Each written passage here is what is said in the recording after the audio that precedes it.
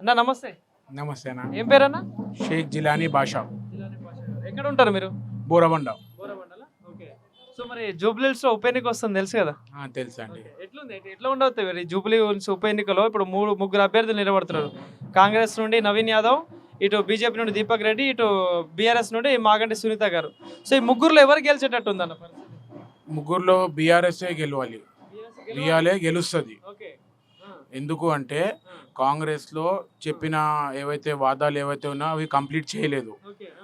Second thing వచ్చేసి ఇక్కడ first బిజినెస్లు అన్నీ పోయినాయి కాంగ్రెస్ గవర్నమెంట్ రాగానే తెలంగాణలో.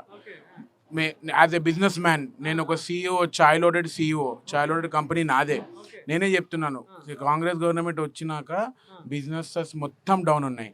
ఇప్పుడు రియల్ ఎస్టేట్ అనేది కూడా వస్తేనే తర్వాత జనాలు వచ్చి ఇన్వెస్ట్మెంట్ చేస్తారు, తాగుతారు, రేబర్ అనేది వస్తారు, కూర్చుంటారు, తింటారు. ఏమైనా వీళ్ళ దగ్గర అమౌంటే రాకుంటే వాళ్ళు ఏం తీసుకుంటారు? ఇప్పుడు సాఫ్ట్వేర్ కంపెనీస్ ఉన్నారు, వాళ్ళు కూడా పెట్టుబడులు పెట్టాలంటే కూడా ఆలోచిస్తున్నారు బికాస్ ఆఫ్ హైడ్రా. ఇప్పుడు ఈ హైడ్రా అనేది పెద్ద టాస్క్ అయిపోయింది తెలంగాణలో. ఇప్పుడు నేను అనేది ఏంటంటే, ఇప్పుడు మా కేసీఆర్ గారు కానీ గవర్నమెంట్ మళ్ళీ తిరిగి వస్తే ఈ వ్యాపారాలు అనేటివి మళ్ళీ రిటర్న్ వస్తాయి, అందరికీ జేబులు అన్నీ నిండుతుంది, అందరి సంసారాలు మంచిగా ఉంటాయి. కానీ హైడ్రా వల్ల ప్రజలు మంచిగా ఉన్నారు, మేము ప్రజాపాలన అందిస్తూ ఉంటాం కాంగ్రెస్. ఎక్కడ ఉంది, ఏ ఏరియాలో ఉంది? నాకు ఒక్క ప్రశ్న చూపిస్తే నాకు నేను కోటి ధన్యవాదములు చేస్తారు రేవంత్ రెడ్డి గారికి. ఏ ఏరియాలో ఉంది నాకు చెప్పండి. ఇప్పుడు ఇంతకు ముందు హైడ్రా లేకపోతే కూడా ఇల్లులు కొట్టుకోపోయినాయి, ఇప్పుడు హైడ్రా చేసినాక డబల్ ఇల్లులు కొట్టుకోపోయినాయి. అంతేగాని ఏడ ఇల్లులు కొట్టుకోపోయినాయి అనేది మాత్రం, ఏడ సేఫ్ అనేది మాత్రం ఒక సేఫ్ జోన్ చూపించండి నాకు హైడ్రా స్టార్ట్ అయినాక. జూబ్లీహిల్స్ లో కాంగ్రెస్ ఘన విజయం అంటారు మరి.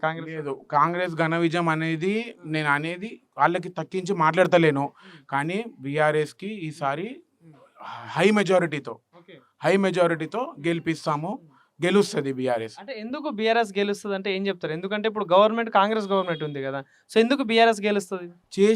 చేసిన పనులు అట్లా ఉన్నాయి మా బీఆర్ఎస్ కేసీఆర్ గారైనా కేటీఆర్ గారైనా తెచ్చిన ప్రాజెక్టులు కానీ, చేసిన నార్మల్ పీపుల్కి చేసిన పరిస్థితులు అన్నీ మంచిగా ఉన్నాయి. ఏది కాలేదు.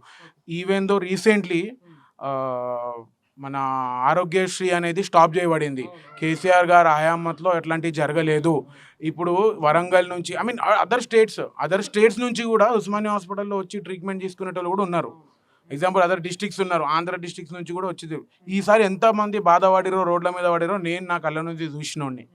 కాబట్టి నేను చెప్తున్నాను, ఇలాంటి బ్యాడ్ థింగ్స్ అనేది మా బీఆర్ఎస్ గవర్నమెంట్లో రాలేదు ఇప్పటి వరకు. మరి మాగంటి గోపీనాథ్ గారు ఇక్కడ దాదాపుగా 3 సార్లు ఎమ్మెల్యే గెలవడం జరిగింది కదా, సో మరి ఏమన్నా చేసిండా ఇక్కడ జూబ్లీహిల్స్కి? చాలా చేశారు. ఇప్పుడు ఏమేం చేశారు అనేది చెప్తే నా దగ్గర ఒక లిస్ట్ ఉంది. ఎవరికైతే డౌట్ ఉందో రండి బోరబండకు, నాకు ఫోన్ చేయండి, నేను చూపిస్తాను ఆ లిస్ట్ ఏమేం చేశారు అనేది. కానీ గోపీనాథ్ ఏం పనులు చేయలేదని చెప్పేసి కాంగ్రెస్ వాళ్ళు మాట్లాడుతున్నారు, నిజమేనా? ఇప్పుడు బికాస్ ఆఫ్ ఎలక్షన్స్ ఇష్యూస్ ఇవన్నీ ఎలిగేషన్స్ తీస్తున్నారు, అంతేగాని ఇవన్నీ ఏం లేదండి. ఇవన్నీ బ్లఫ్ మాట నమ్మద్దు. బీఆర్ఎస్ని గెలిపియండి, హైడ్రాని డిలీట్ చేద్దాం మనం. ఇంకోటి జూబ్లీహిల్స్ అనేసరికి ఒక రెండే పేర్లు గుర్తొస్తాయి, పీజేఆర్, దాని తర్వాత మాగంటి గోపీనాథ్ గారి పేరు. అట్లాంటి లీడర్ మళ్ళీ రాబోతున్నారా జూబ్లీహిల్స్కి? అలాంటి లీడర్ ఇప్పుడు రాబోతున్నారంటే పి విష్ణువర్ధన్ రెడ్డి గారిని మీరు హై మెజారిటీతో గెలిపిస్తే అలాంటి లీడర్ మీకు మళ్ళీ వచ్చినట్టే జూబ్లీహిల్స్ డివిజన్కి. అంటే ఇప్పుడు సునీత గారు కదా పోటీ చేసేది? అవును, బీఆర్ఎస్ నుంచి సునీత గారు పోటీ చేస్తున్నారు.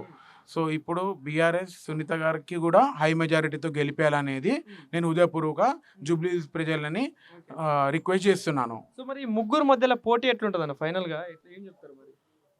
మరి పోటీ అనేది ఇక్కడ లేదండి. ఇప్పుడు వన్ సైడ్ బీఆర్ఎస్, జై తెలంగాణ 100% హై మెజారిటీతో వస్తుందండి. ఇప్పుడు బండ్ల గణేష్ గారు చెప్పినట్టు బ్లేడ్ తీసుకొని గొంతు కూర్చొని అలాంటి మాటలు నేను చెప్పాను. సో ఖచ్చితంగా బీఆర్ఎస్ గెలుస్తుంది, హై మెజారిటీతో గెలుస్తుంది. రిజల్ట్ రోజు కలుస్తాము. ఇదే యోయో టీవీకి నేను ఛాలెంజ్ చేసి చెప్తాను. థ్యాంక్ యూ అండి.